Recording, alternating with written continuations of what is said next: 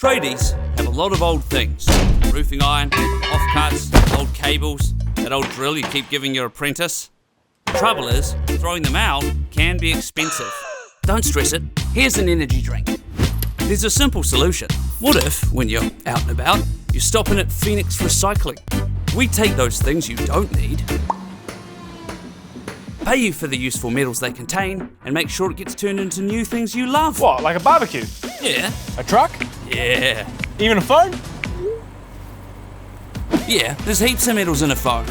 It's called the circular economy. Phoenix recycles old things into new resources, reducing waste and protecting our planet. So you're saying I can do something good for the planet and get paid to do it? Yeah, it's a bit of a no-brainer, really. Offcuts, tools, an old engine, even a whole car. Whatever you have, just stop by one of our locations and we'll take care of the rest. And if it's too big or heavy, don't worry, we've got special gear for that. And what if I wanted to recycle an entire building?